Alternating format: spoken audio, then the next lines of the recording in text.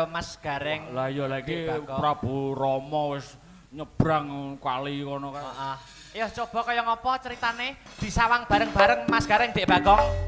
Iya.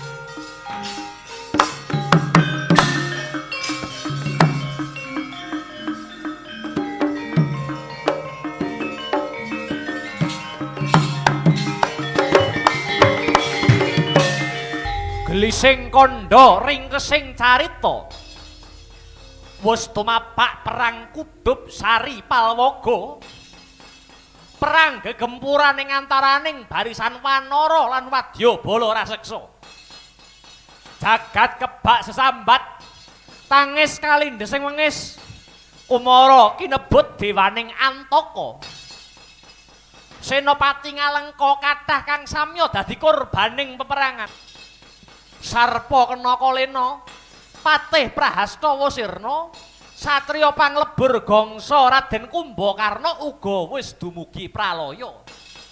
Mangkana putra kinasih Ngalengka Indrajit Megananda madheg suraning driya dadya senopatine Ngalaga.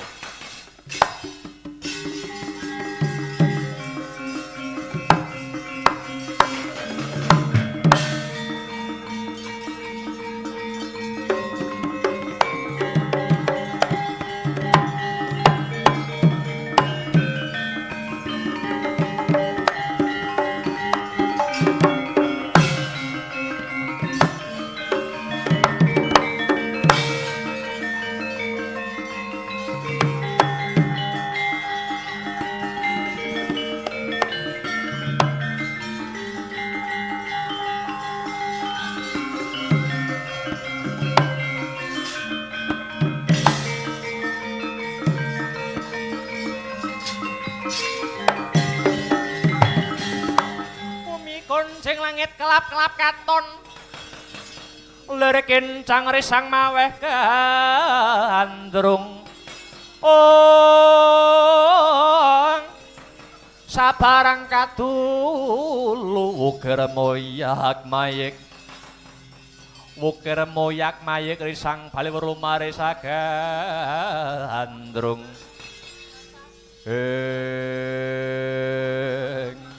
ya iki sing tak goleki Paman Wibisana Indrajit kowe ora basa karo pamanmu ora ana guna paedahe nyembah lan basa karo balane mungsuh kowe pamanku kowe adine Kanjeng Rama Rahwana Raja nanging malah mangro tinggal dadi balane munyuk nyembah dlamakaning Rama Wijaya Indrajit sumurupa wis suwe kang dadi ceceking atine pamanmu Wibisana anggone kepingin Puruhita kelawan Sri Rama Wijaya kang minangka dadi titising Wisnu Bathara Sri Rama Wijaya dadi dutaning adil ngadili tumindak angkara murka pamanmu isih bisa milah lan milih ngendi bener ngendi luput bapakmu kuwi luput merga wis wanuh-wani ngrusak pagrayu ngrebut garwane Sri Rama Wijaya. Mula cah bagus. Yen jeneng sira isih kena tak prenggake secara becik nungkula. Nungkula. Aja mung melu celeng bala ten kebo, latengen aja nganti kalepetan dosane bapakmu cangkemmu meneng.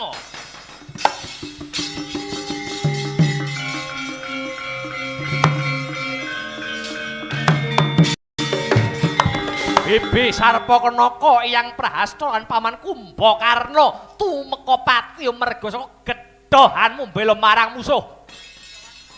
Kabeh pengapesane Senopati Ngalengka kok duduhake. Ora usah perintah Indrajit kon nungkul, kosok baline kowe wae sing nungkul. Kowe nungkula. Manuta tak rangket tak serimpung sikilmu. Tak adepake Kanjeng Rama Prabu Dasamuka lan nampa pengadilan saka negara Alengka. Keblinger kuwi Indrajit. Aja nganti sira cah bagus kelangan kiblating kautaman. Ayo. Ayo tak gandeng tanganmu manunggal kekuatan kelawan Rama Wijaya ora kena digawe becik tak tugel gulumu kowe.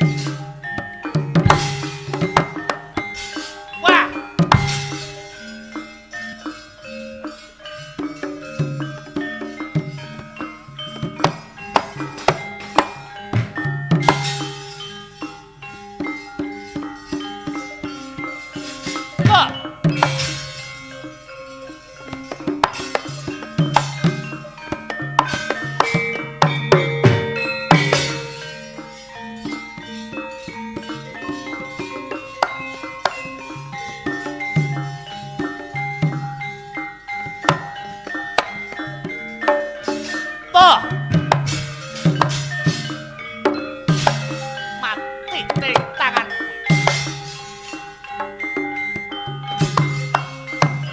Ah! Teh!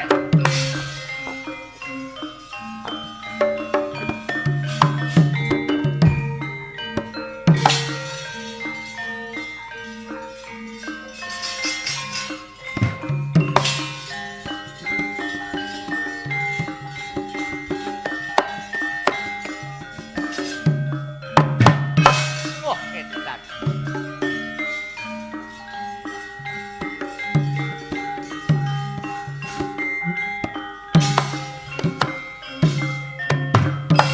Wah.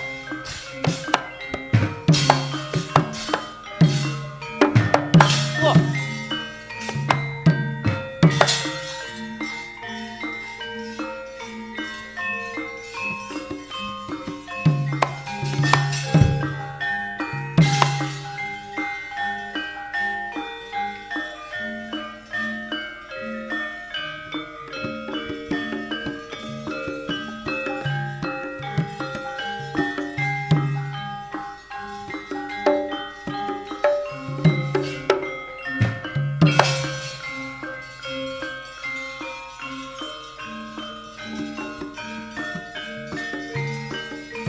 Ta.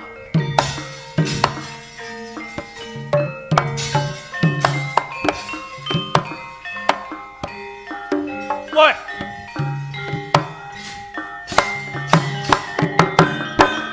Hai.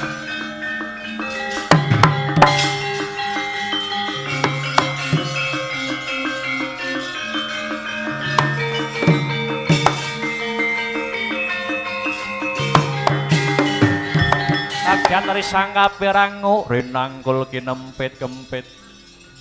Duh sangaret naning bawana. Pancen ora kena dieman kuwi Indrajit. Eling-eling biyen mono kuwi anak pujan. Ndak puja saka Mega mula dadi jenengmu Indrajit Megananda. Dina iki bakal tak balekke wujudmu sekawit kepeksa pamantega marang kowe Indrajit.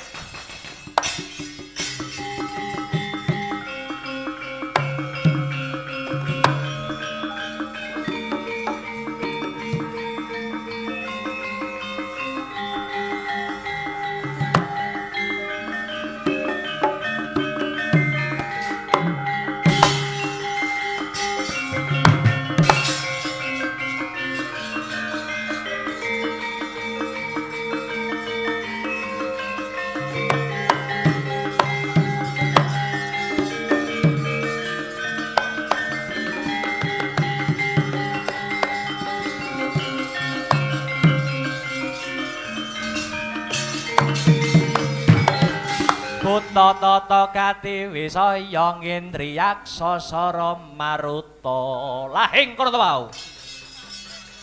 Raden Indrajit kena panahing Raden Gunawan Wibisana dadi wujud sekawit mega.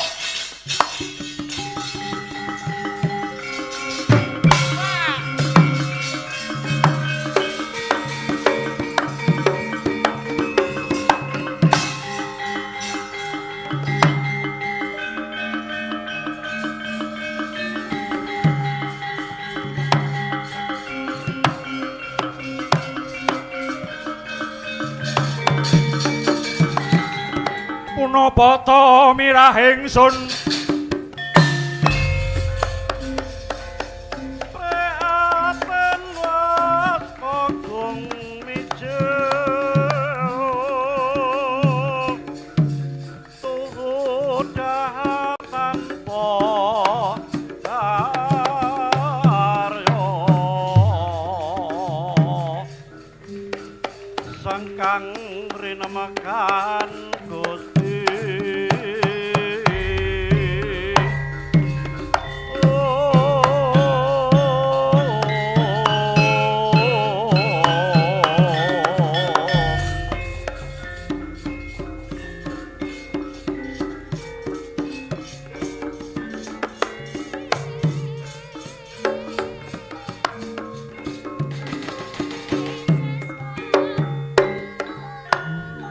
alumpruk tanpa daya saben ari mung sinawang nenggih ali-ali setya ludira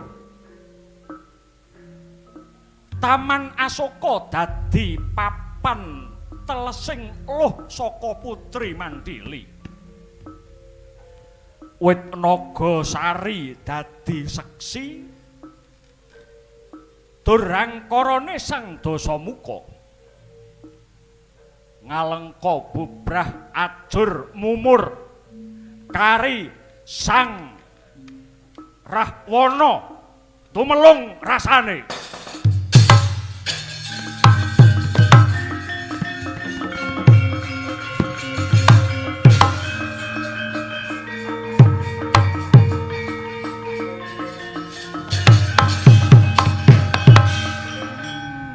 jebule bener tembung ikhlas kuwi palsu jebule bener tembung ikhlas kuwi palsu sing ana mung kepeksa terus dadi kulino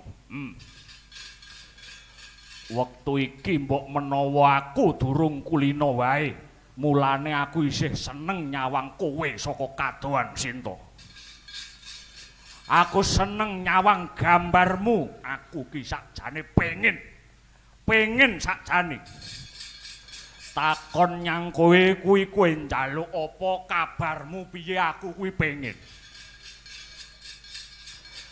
ning aku iki rumangsa kabeh gaweanku kuwi ora ana gunane ngerti ora sing tak kira trep jebule aku sing salah papan sing tak kira obat jebule mung gawe cacat hebat kowe Sinta hebat aku ngerti tatu cuwa lan perkara iki mung saka polahku dhewe mergo aku ngira impenku bisa dadi kasunyatan jebule utekku nyengkuyung aku ngerti ning nyatane alam iki nampik marang angen-angenku Sinta, aku ora niat ngungkit. Aku mau ngandarke kang dadi rasaku. Sakit Sinta, sakit. Karo ben ora dadi dom landhep ning jero batinku. Dongaku isih tetep padha. Wiwit aku kenal kowe nganti wektu iki aku kudu iso ngiklaske kowe.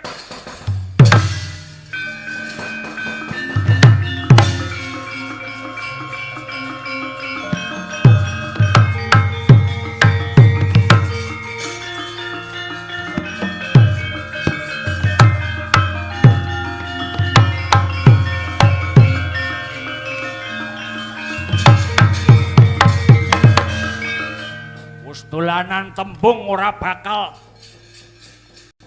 mengsra kowe Sinta. Ora iso ngentukne kowe bojomu paten.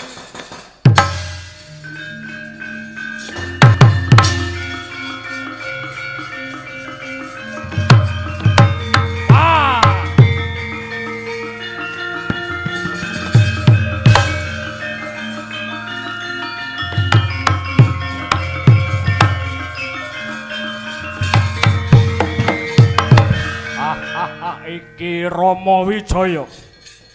Wis seneng kowe ngejur ngalengka. Aku mung dadi wong anteng, dudu dadi wong bodho. Aku meneng ora merga aku weruh, aku mung mesem. Ora merga aku ki ora weruh, ning mung tak esemi polahmu Dasamuka. Kanggo nutupi kabeh nesuku, nyatane aku dudu wong gampang kok bedhek. Nyatane nesune wong meneng kuwi ora bisa dianggep remeh. Tegese ana sing kandha dununge wong wicaksana kuwi mapan ana wong sing meneng. Nanging yen meneng terus didak, ngerti dhewe to wangsulane kaya ngapa. Ndak elingke kowe ya Dasamuka. Aja pisan-pisan kowe nyepelekke nesune siji wong menengan, loro wong seneng guyon. Kang katelune ya kuwi wong sabar. Aku iki wong gampang, sapa wae kenal tepung aku nyedak monggo. Sapa sing teka kanthi becik aku ya bakal apik. Yen iso aku luwih becik nyang wong kuwi mau. Ning yen sing teka kuwi gawe laraku ya ora apa-apa Dasamuka. Aku tetep ndongakne sing apik kanggo wong kuwi ning ya kuwi. Aku nggur meneng niteni, aku ya bakal ngenteni mbledose karma ing wektu kang trep. Aku percaya karma, kabeh karma mesti bakal ngetutke pribadimu kabeh. Mulang kaya dalang, wulang wuruk kaya guru, rumangsane aku muridmu. Saiki jalukamu kepriye? Sinta lalekno, Sinta lalekno ngalengka iki peken. Monggo yen kowe bisa ngopeni Sinta, monggo yen Sinta gelem karo kowe. Malah kepara aku sing paring pangestu tak lilakne Sinta karo kowe. Ning ya kuwi, aku weneh ana tembunge Sinta nadyan sakkelit. Yen pengen pisah karo Rama Wijaya Drohon Simonon. Gocek ana sing kenceng bathangmu wis rubuh.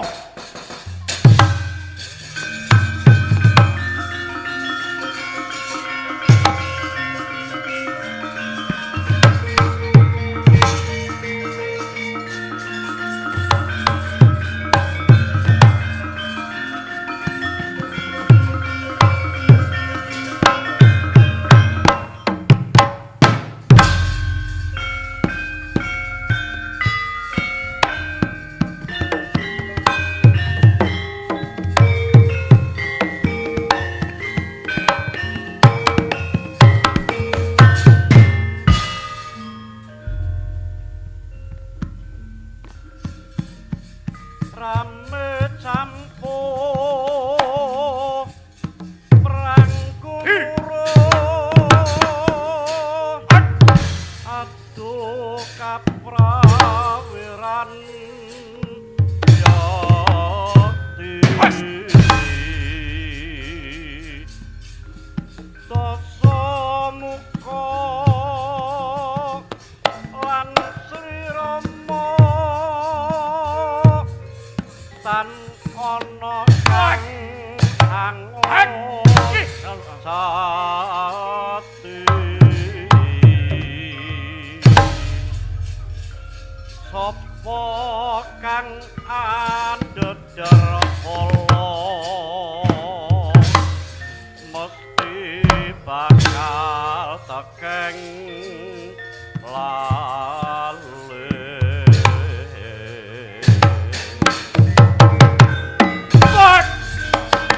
Rama Wijaya.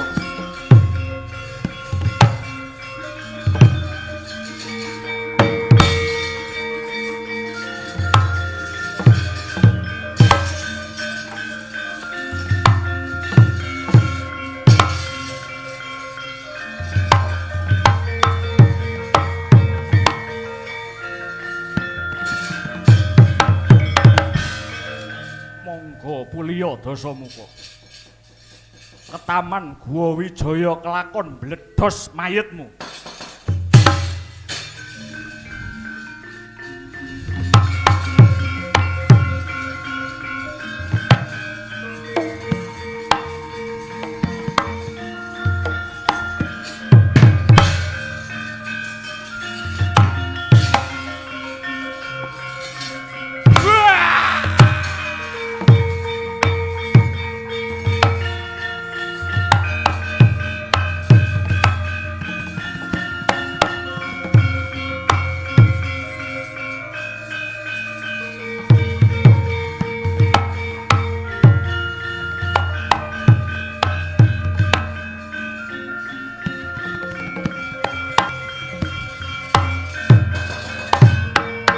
Wah, bathangku mati ning Dasamuka ora bakal mati. Mati ragaku ora mati, ora pupus kang dadi sedyaku. Arep gonta ganti taun, Dasamuka tetep urip.